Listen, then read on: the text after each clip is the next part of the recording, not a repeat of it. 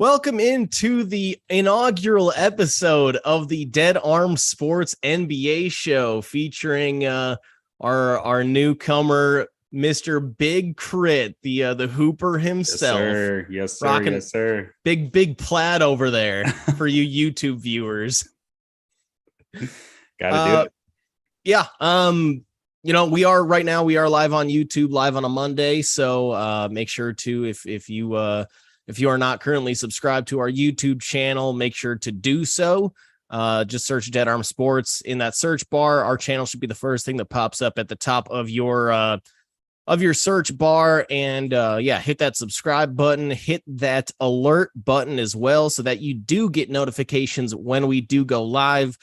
Always looking for listener feedback, any sort of conversation that you may be looking to have. Or any topics you want us to bring up, any questions that you have, and we can address those live on the show. You can also find us on Instagram and Twitter at Dead Arm Sports. Also on our Facebook page, just search Dead Arm Sports. You'll find all of our links there to all of our content: YouTube, Apple Podcast, Spotify, iHeartRadio, Google Podcast, all that good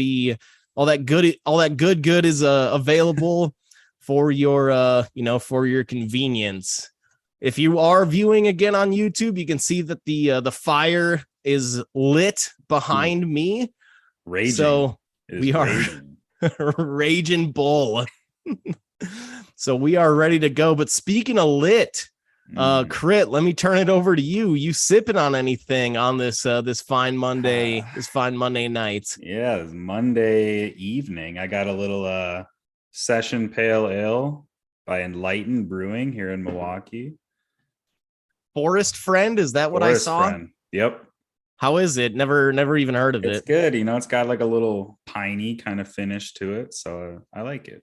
First timer on it, or is this something you've had a few times before? I got a sixer the other day. This is probably like the third one I've had, so it's growing on me. What was the brewery? Enlightened. Never even heard of them. Is that Milwaukee? It's in like the Bayview area.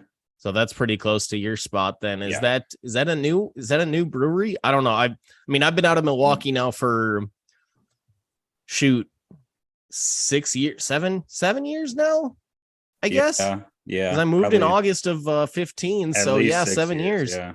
I'm not sure about how new they are, but I've kind of been seeing them around stores more and more. And I don't know. Just Forest Friend. I guess that kind of makes sense given that it's an IPA, the old pine action. Right on. Right. It does have, some floral notes. So it's good. Given that it's a Monday, I'm rocking a Miller for the old Miller Monday. So I like it.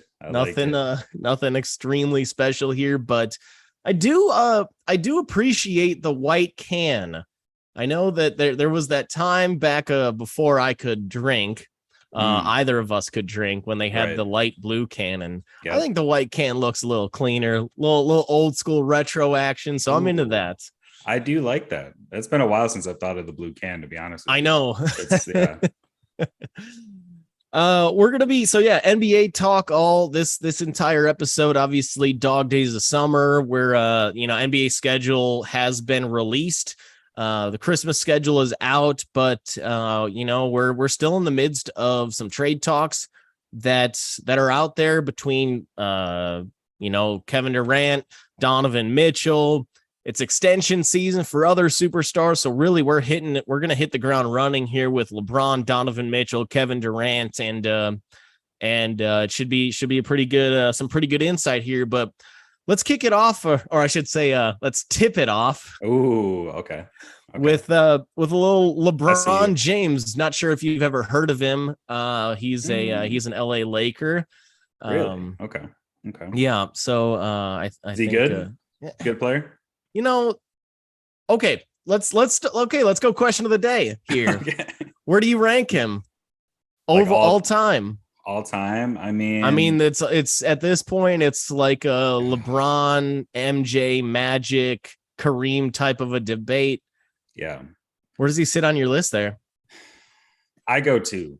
I do. I don't know if that's the boring pick, but I put him at 2. I know that's putting him above a lot of guys like Kareem, Bill Russell, Magic, and Kobe. Like there's just so many.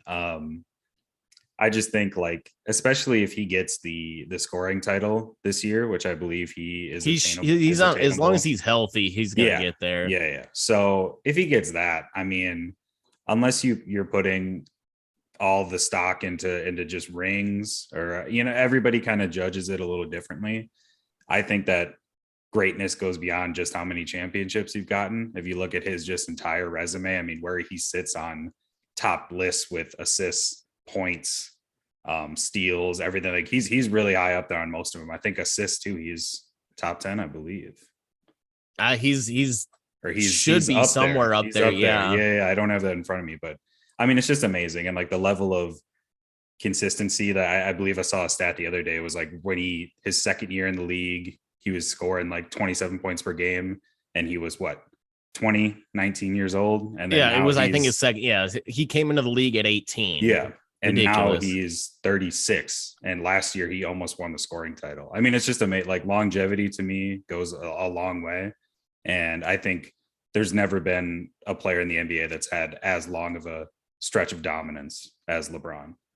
It's been amazing too to see what he's been able to do with his game. I mean, when he first came into the league, he was just kind of like, this athletic high flyer type of player, didn't have really much of a perimeter game, didn't really, honestly, he's always been a great passer, even in high school. I mean, he averaged more points per game his junior year of high school than his senior year.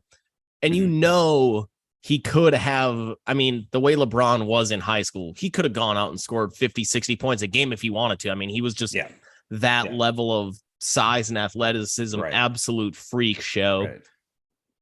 But he had always made it a point to get his teammates as involved as possible. Yep. And so when he came to the league, he pretty much had that same game. Athletic freak, high flyer, but also a great distributor. From there, he kind of gets a little bit bigger, turns more into that kind of, driving freight train, has the ability to post up, kind of developed a little bit of kind of a Dirk type of, kind of what we're seeing out of Giannis, that kind of mid-range Dirk, kind of developing type of a shot. And then later in his, maybe his last year with the Heat, he really starts to develop a 3-point shot. And then now he's kind of and really those Heat years, I think that was certainly his athletic prime. That some of those plays with him and D Wade, I know there's one in particular. There's this still frame of Wade throwing up the alley-oop to LeBron, and this the sweet still frame of LeBron up in the air catching and dunking the ball with one hand. That was actually at the Bradley Center in Milwaukee. I think I saw Jabari Parker was on the court. Okay. So that was a while ago, but I may be wrong on that, but it was a while. No, that can't be right. I don't know. Either way, that I was thinking of the one that he did over Jason Terry. I thought that's what you were describing. Maybe it was Jason Terry. That timeline makes a little bit more sense. And I think he was on the Celtics at that. Well, yeah. The one I'm thinking Dallas, of was definitely against the Bucks. Okay. White jerseys, green lettering. If we're talking about LeBron and dunks, I mean, I don't. It could be a million different things we're looking at. One other thing with LeBron too. I mean, obviously his offense is top notch. They are top notch of all time, Mount Rushmore. But like his defense too, especially in those Heat years, was pretty elite. I mean, he was just like, he's so big, so strong. I don't believe he ever won Defensive Player of the Year. I think he's finished like top 3 once or twice, but I don't think he ever won it. But I mean, I know he's been on. I don't have the number in front of me, but I know he's been on all defensive teams. Like he's just like a complete player. I mean, and look at that. What year was it? Maybe 2015, 2016. He had that block on Iguodala. Oh my God. That nasty. Basically saved the finals for him, that game 7. And then that's what allowed that Kyrie jump shot. So it would have been game 6, I think. It was game 7. Kyrie to to get that 3 to basically win the finals for him. That was a game 7 then. So yeah, I mean, just all around player, now transitioning into primarily a perimeter player, 3-point shooter, distributor, and still has the athleticism to do some ridiculously nasty dunks. So yeah, longevity, way he's been able to change his game throughout his career. I think it's stupid. The argument is stupid to say, MJ went 6 for 6 in finals. Yeah, LeBron has only won he won his 1 with the Cavs, 1 with the Lakers, and 2 with the Heat. So he's won 4, but he's also been to 9, maybe 10 finals now.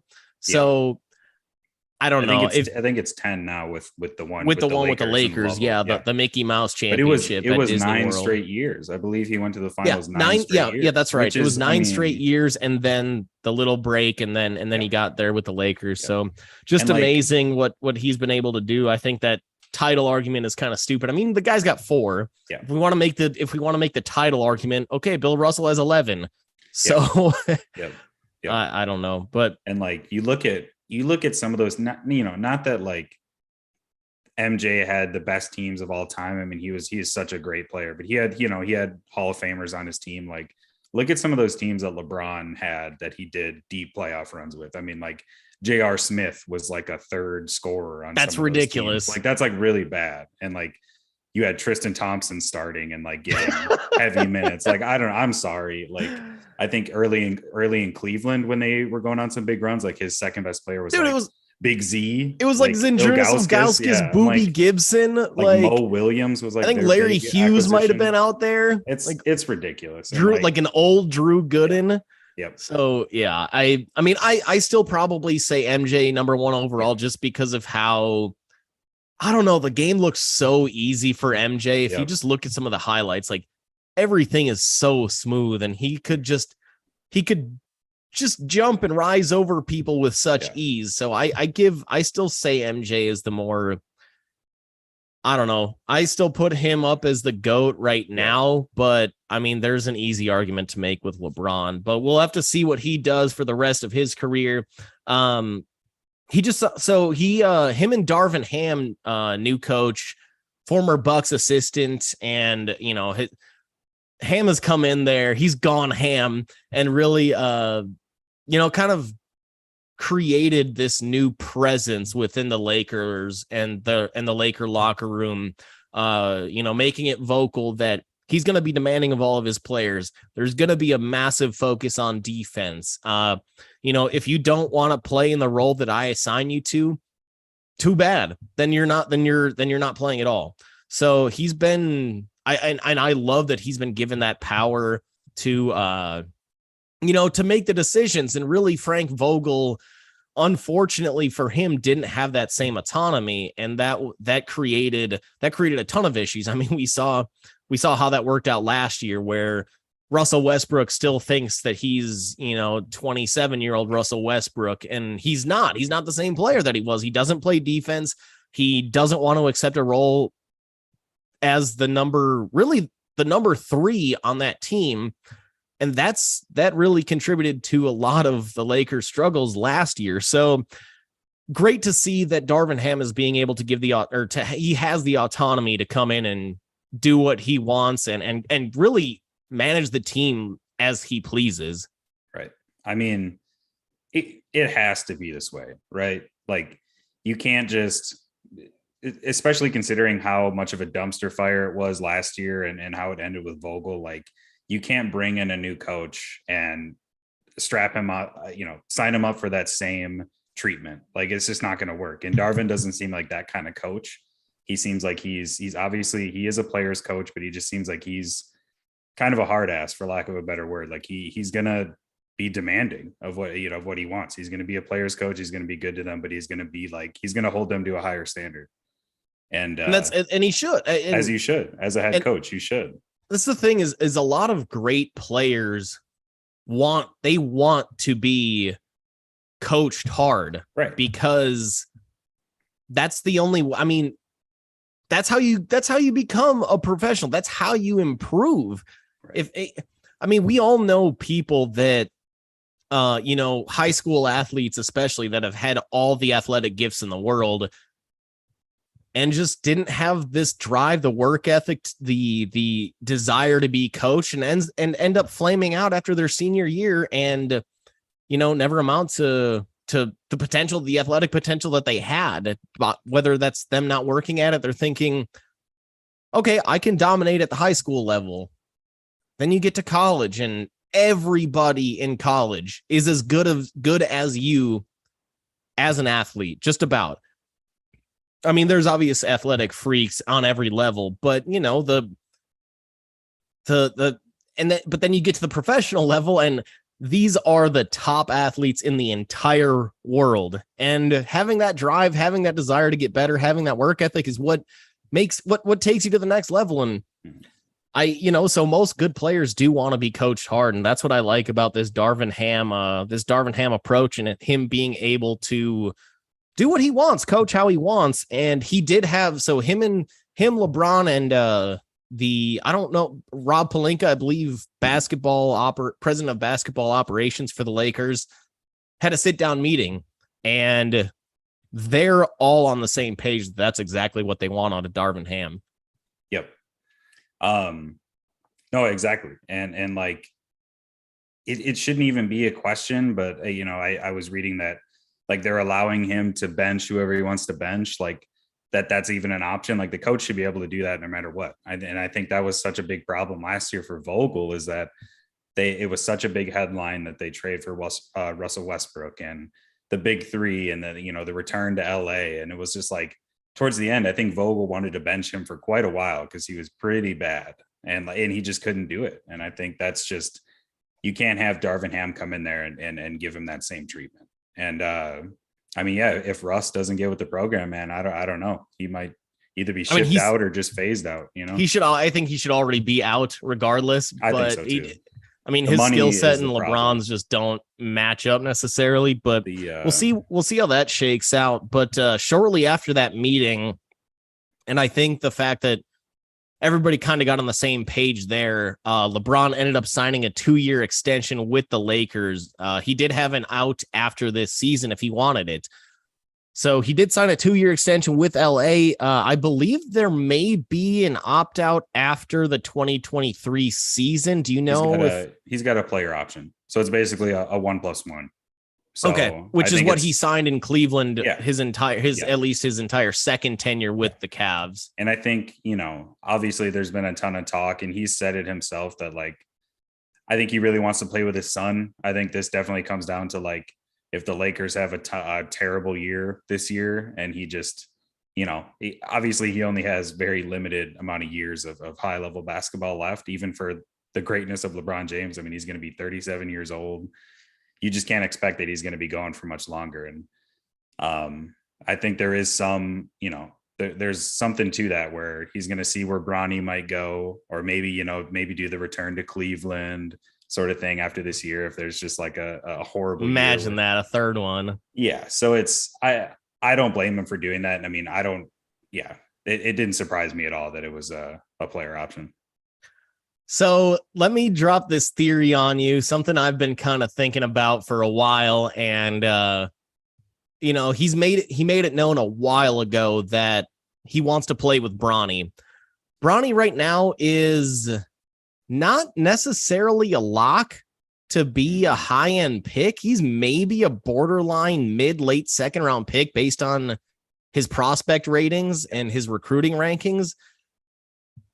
But so my theory is, if you're one of those top 6, top 8 teams, an Indiana, a Sacramento, a Charlotte type of a team, where you're kind of, it's like you feel like you're so damn close.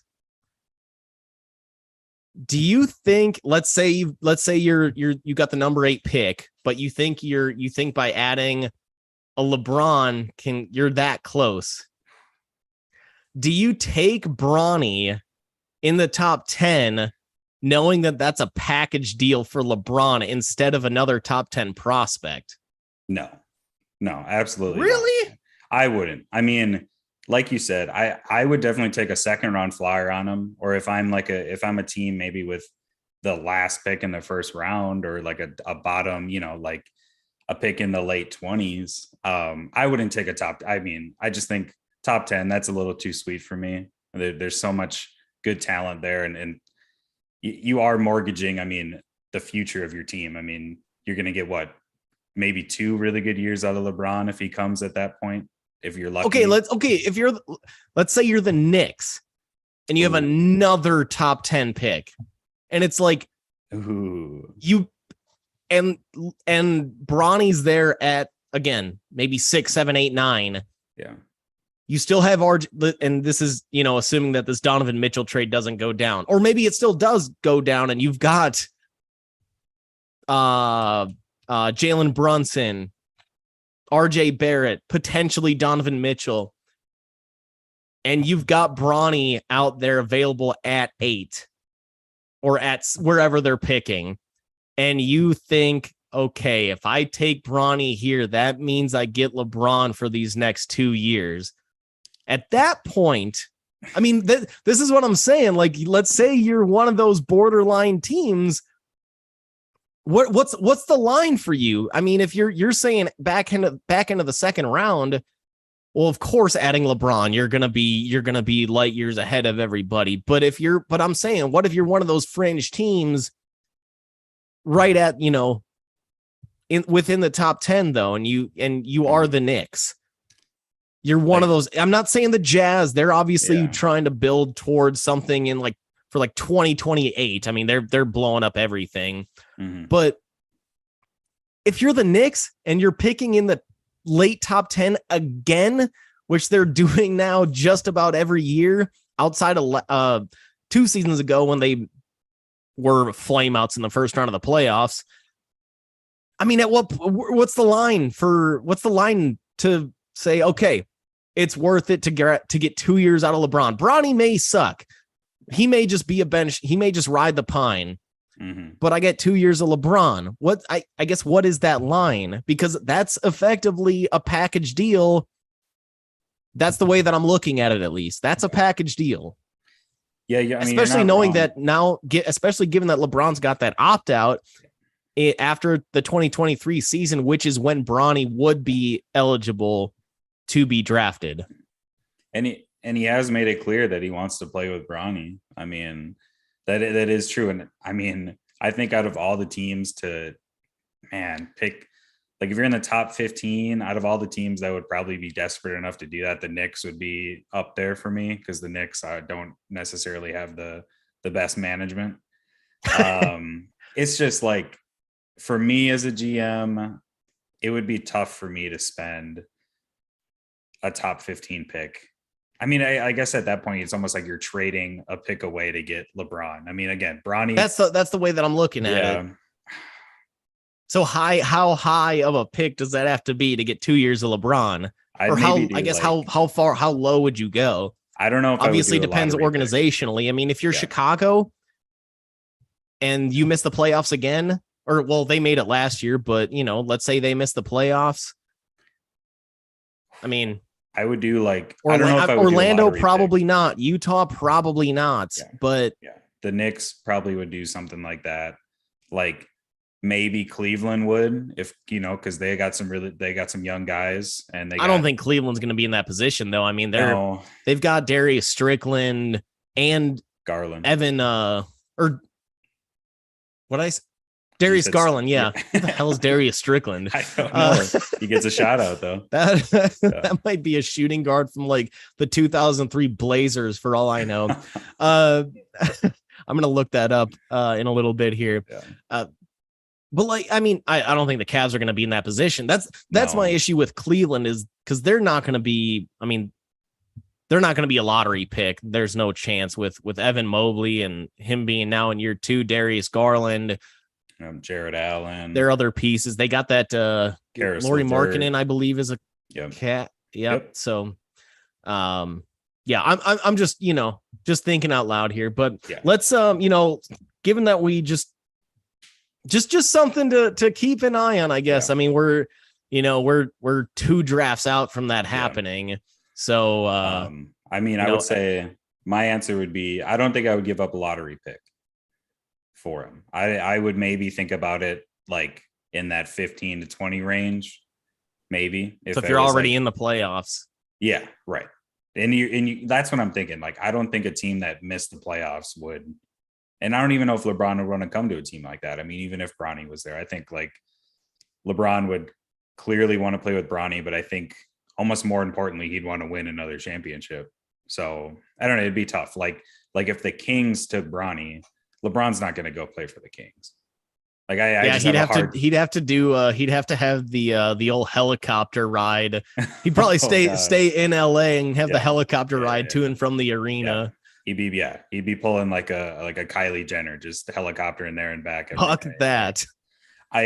I just have a hard time. Like it would have to be the right fit. That's why if I'm like, I think the Knicks, that'd be a possibility because they got some good young players. And if RJ takes another step, if Brunson continues to get better, if they're able to keep RJ Barrett, you know, if they trade for Mitchell, and it would have to be the right situation. But for me, even if it is the right situation, I don't know if I'm giving up a lottery pick just for like a 1 year maybe of LeBron. And then what if he gets injured and you just missed drafting like the next cornerstone of your franchise, or like second, third piece of like your future championship. I don't know.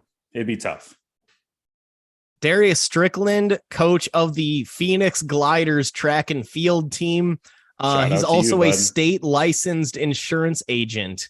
Ooh, So Darius mean, Strickland really got it going. you know, and apparently he plays for the Cleveland Cavaliers too. So shout out to him, man. He's killing it. Oh, shoot. There's another Darius Strickland that played for Georgia Tech. So maybe that's what you're thinking of. Or no, it looks like he's a coach. Either way. Okay, moving on. So I guess sticking kind of with that Knicks theme here.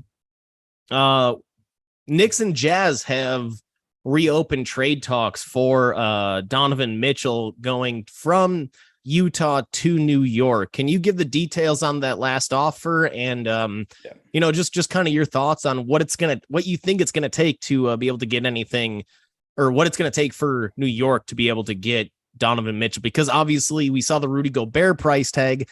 Donovan Mitchell's gonna be, I would think, gonna be just as steep, if not steeper. I think deserves to be steeper. Right. As of this morning, I believe I saw that the Jazz wanted more from the Knicks. So the Knicks apparently offered Obi Toppin, Evan Fournier, and it was, quote, some picks. So I'm not sure how many first round picks they offered.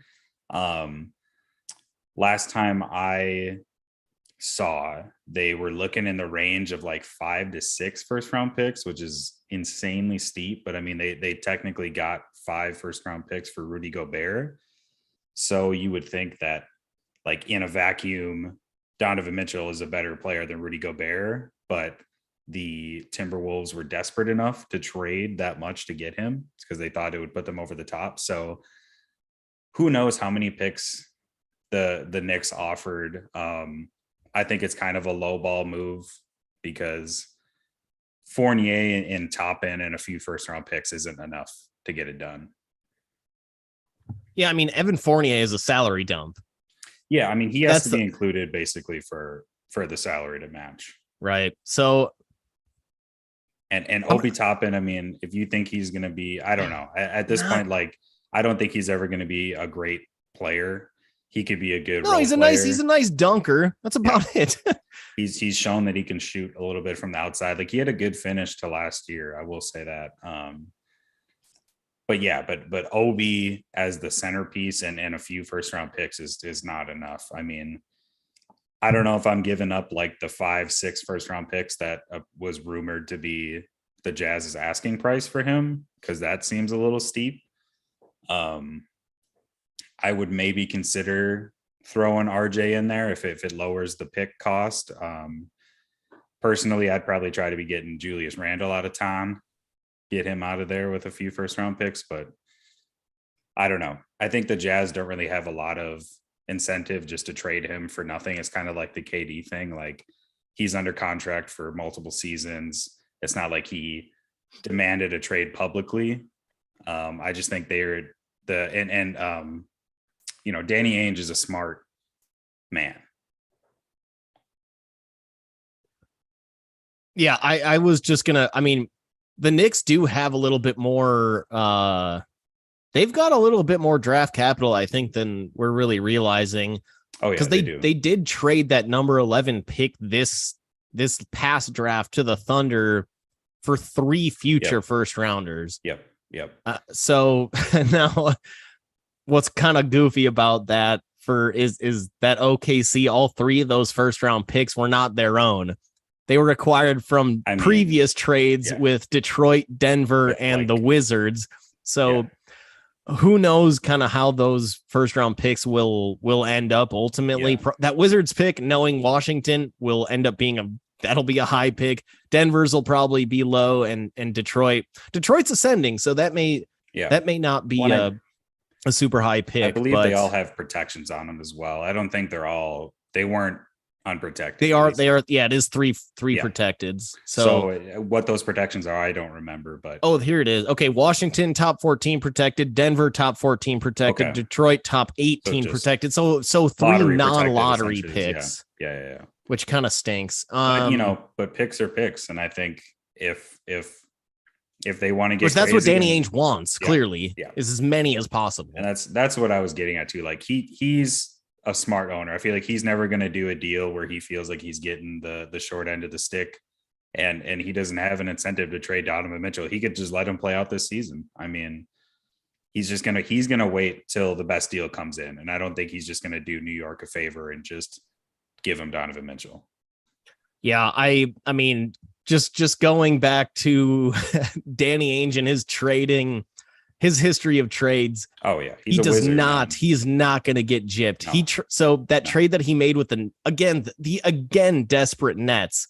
Oh my God. Yeah. When he was the Celtics GM, traded old Kevin Garnett, old Paul Pierce, old as hell Jason Terry, and DJ White, who's, kind of a middle of the road guy at the time, for a ton of picks. And he flipped those picks and turned them into Jaylen Brown and Jason Tatum. Yeah. We're seeing Jason now. Tatum being a first team all NBA player this past season, and Jaylen Brown, who showed that he played better in the playoffs than Tatum did, honestly, this past postseason. So Danny Ainge ain't gonna give him away. And then we saw what he did with Gobert, turn that into 3 or 4 rotational players plus 4 first round picks. Unbelievable. And he got Walker Kessler, who was their first round pick. So he basically got 5 first round picks. It's Walker Kessler was in the deal. Okay, so that's 5 first round picks basically, plus a couple of rotational players. You got some nice pieces. I mean, Patrick Beverley is a good trade piece for them. Obviously, he's past his prime. He's not going to be in their future plans. But like a Jared Vanderbilt, a young guy, really really good on the defensive end, really good. His offensive game is a question mark, but like, he could be a piece going into the future, like they got some really good players in that deal. And they're, ultimately Malik Beasley too, I believe. Malik Beasley. Yeah, he was in the deal. He's a good player. I mean, these are they're perfect trade candidates too. Like they could just flip those assets at the trade deadline into more first round picks. Yeah. And the other thing too, is that Utah is going to they're going to be going balls to the walls to try to get this prospect out of France. I don't know the pronunciation of his name, but he's basically Victor Wembanyama. Is that right? That's how I've heard it pronounced. If we're wrong, I apologize. But that's close as we're probably Wembanyama. Yeah, which we should be pretty good at international long names, given that we've got Antetokounmpo and Mr. Alphabet. Yeah.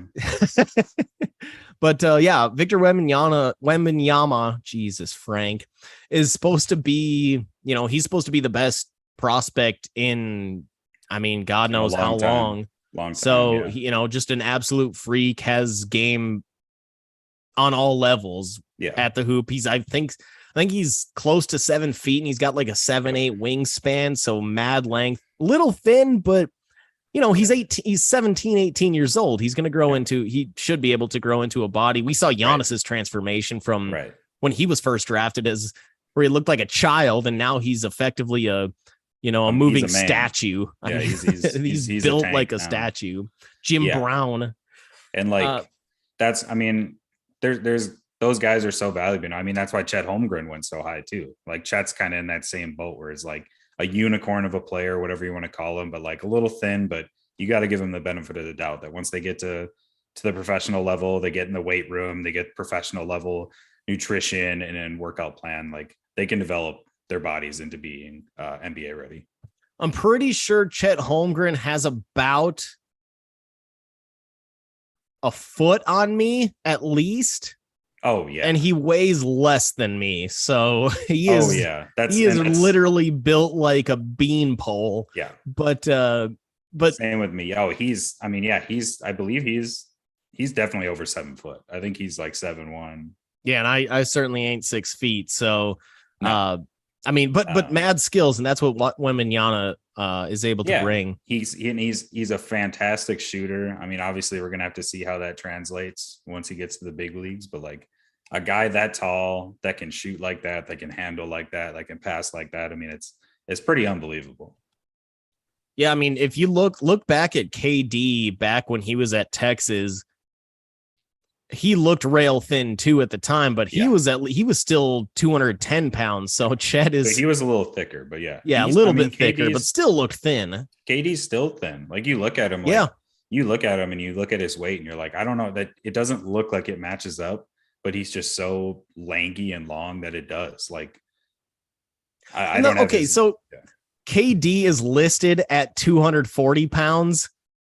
Like Giannis is listed at 242, and they look so no different. chance that KD actually weighs 240. Yeah, who knows? But like, obviously, he holds his own on defense. Like, he does. Yeah, totally. He's developed into his body, and I think like guys like Chet and Victor, like they're gonna do that too. Well, I mean, hopefully, because Chet looked really good at times in the summer league, like scary good. But he did get. I believe it was I forget his name for the Grizzlies, that their big center. It was like I think he might have been an undrafted guy, but he was throwing him around, giving him the business down low. Yeah. So like, and then you think of that, like you think of like a Joel Embiid down low, trying to like back his Chet he's down. Not like, letting him. He's not letting him in the paint. My God, Giannis, like a Jokic, like no, he's gonna get welcome to the NBA real fast. Yeah, I want to stick with the KD talk. And so there's new rumors out today. We are here live on a Monday that the Nets are kind of re-engaging in trade talks, and now we're bringing the Grizzlies into the mix. Potentially. What'd you say? The Pelicans were reached out, or the Pelicans did reach out to Brooklyn. Can you kind of give a little bit of a dive into the Pelicans thing, and then any thoughts on the Grizzlies?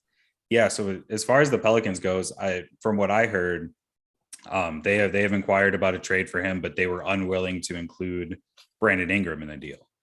So I think like, obviously from a Nets perspective, like this is a team that doesn't want to just take, they've said this with Kyrie Irving, and I'm assuming the same goes for Kevin Durant. Like they want draft compensation, but they also want win now players. They don't want to get just draft compensation and a bunch of scrubs. Like Brooklyn's a team, as we alluded to earlier with the Danny Ainge trade, like they went through such a grueling rebuild and it was just awful. I mean, before they got Kevin Durant and Kyrie, they had like a magical season for them with D'Angelo Russell and those boys, where they went on like a playoff run. That was like the best thing that had happened to them in the last 10 years. Like it's pretty unbelievable, like how they've clawed their way back to being a respectable title contender, the last few years. But so this is not a team and a fan base that is eager to just take draft compensation and just go back to being like tanking and being a horrible team. Like I understand. So with the Pelicans, like if Brandon Ingram's not going to be in the deal, Zion's not going to be in the deal 100%. Like what are you getting? What are you getting? Are you getting like Herb Jones, who is a guy that I really like, but he's not a star player. He's a great role player. What are you going to get?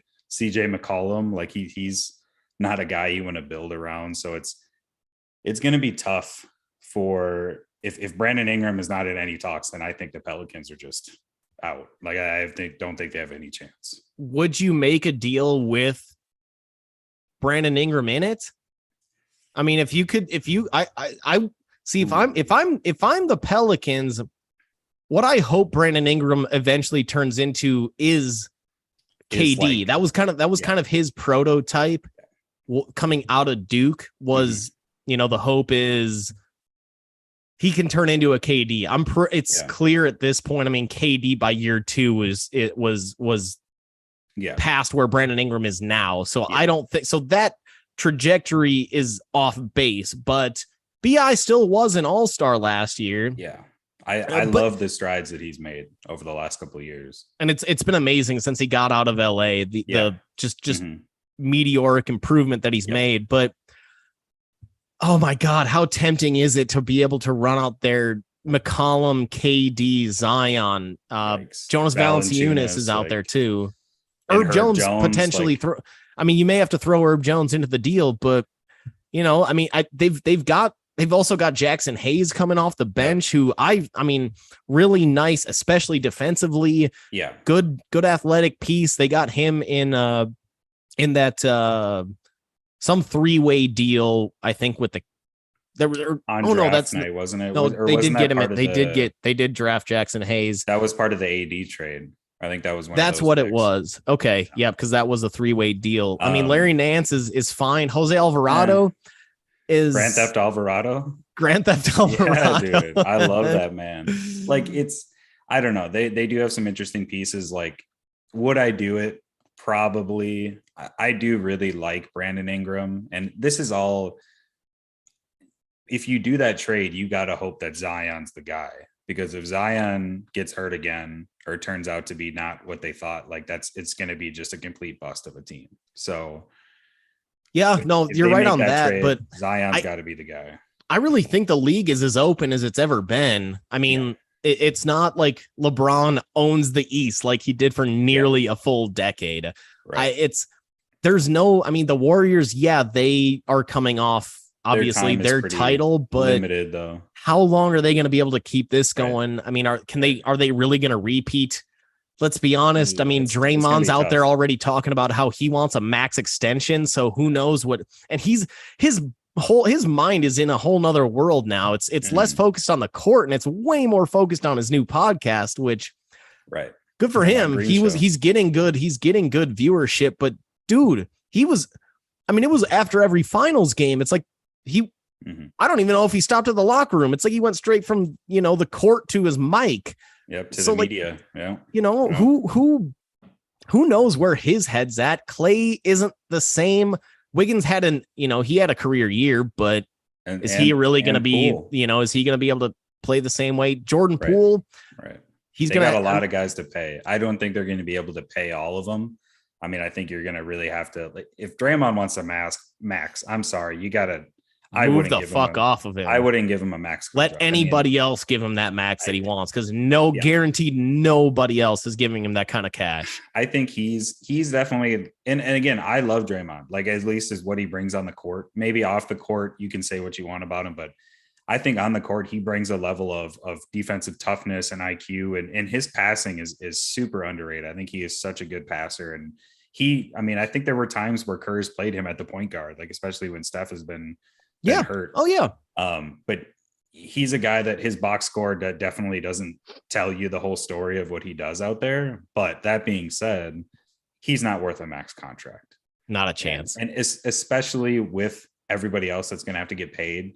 Like, if you're going to want to keep Steph happy, you're probably going to have to keep one of Draymond or Clay around. That's just kind of what it's going to come down to. I'd probably rather have Clay, because I don't think Clay is going to demand a max with kind of how his level of play once he came back wasn't up to par.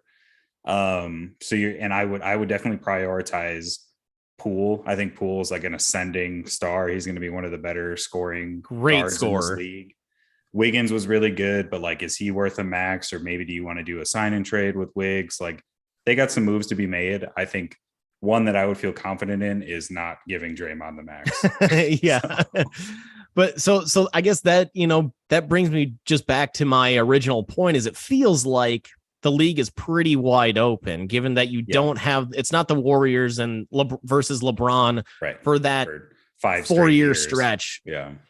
There's no, it's not Harden and the Rockets where they kept making the Western Conference Finals and falling just short. I mean, we thought it was going to be the Suns, but we thought it was going to be the Suns, but now, Chris Paul again flames out in the playoffs. DeAndre Ayton got that money, but that takes money away from somebody else. Plus, he knows that Phoenix didn't want to give him the max. I'm pretty sure ownership said that they weren't planning on giving him the max, and they just had to match Indiana's offer. That's why he signed with Indiana. I mean, I think like that showed me that they were just telling him, hey, go find a deal and we'll match it because we don't want to pay you the full max that they could have paid him. Like, and then he ended up getting that max. They did end up matching, but still, that's so like that Phoenix thing is going to be weird. Can Devin Booker really fully carry a team? We'll wait and see, but they gave him a super max. Oh yeah. In the East, on the Eastern side, the Nets obviously a mess. Celtics, I think they're here to stay, but they're young. I mean, but you're going to run into that every year where there's going to obviously be good teams along with Milwaukee. But I think it's open enough where if I'm the Pelicans, I'm comfortable running out there. Planning on running out there starting, or 4 of your starting 5 at least being McCollum, KD, Zion, Valanciunas. That's badass, and I think that may be enough for them to make a conference title run. Going back over to though one of kind of what's been reported as the front runner in this entire Kevin Durant piece is Boston. Yeah, unfortunately, it seems like Jaylen Brown's going to have to be included in that deal for it to get done. I know that I think the Nets asked for Jason Tatum when they were in discussion. Obviously, that's not going to happen.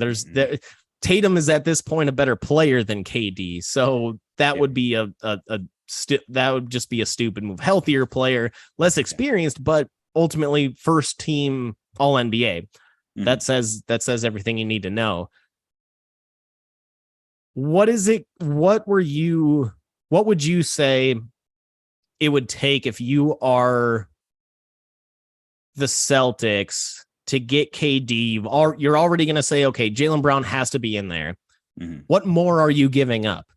Or are you saying you're going to say straight up deal?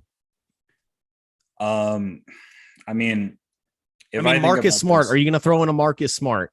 I wouldn't. I think he's so important to what they do. I think he's definitely like the heart and soul of that team. Tatum and Brown are the best players, but I think Smart is, whatever you want to call it, a glue guy. He's definitely the guy that kind of holds it together. He's like what Draymond's been to the Warriors. He's just that guy that goes out there and he takes all the negative attention. People don't like him, but he gets the job done. So I wouldn't include Smart. If I'm the Nets, I look at it and say, what team is going to give me a better player to win now than Jaylen Brown? And it's been reported that Jaylen Brown, they're willing to include him in the trade. So at a certain point, I might have to just settle. And that sounds weird saying settle for Jaylen Brown because he's a great player, but you might have to just settle for Brown and some draft compensation rather than trying to be greedy and get more, because what other team is going to give you a player that's better than Jaylen Brown? You could say Brandon Ingram is better than Jaylen Brown. I don't know. That's kind of a toss up, maybe better offensively, but the Pelicans. I'm gonna take Jaylen Brown over Brandon Ingram. What's the phrase? 7 days of the week and twice on Sunday or whatever that stupid phrase is. So but then BI's, off the table. So it's just kind of and I know they've talked to the Grizzlies, and the Grizzlies have reportedly said no Jaren Jackson Jr., no Desmond Bain in the deal, obviously no John Morant in the deal. So I think the Grizzlies are what are you going to get from them? Are you going to get Brandon Clark and See, this is the thing is that, so there's this report that came out that 9 teams inquired. Yeah. But nobody seems to be willing to give up anything. You got to give up something if you're getting KD. It's Kevin Durant. If I'm the Celtics, with Malcolm Brogdon now on the squad, I think I've got a little bit more flexibility in terms of being able to move off Marcus Smart. I would obviously love to have Brogdon there as kind of a sixth man rather than a starter, but it's KD, man. I mean, you're getting that instant upgrade right away with Jaylen Brown. You can plug Malcolm Brogdon in. They also got Gallinari, so he can fill in kind of the scoring piece off the bench. I would definitely try to include like a Derek White instead of a Marcus Smart, because I think Derek White is still a quality young player. I mean, he's never going to be a star. But I don't. What is that? What is he going to ascend to? That's the thing. Is like I mean, he may have peaked this past postseason, where frisky defender and was knocking down huge shots. But Derek White was not but Derek White isn't thought of as this guy is a must, have on every single team kind of a guy. So I don't know. You got to be willing to give up something to get. And but I think if you want KD, you got to give.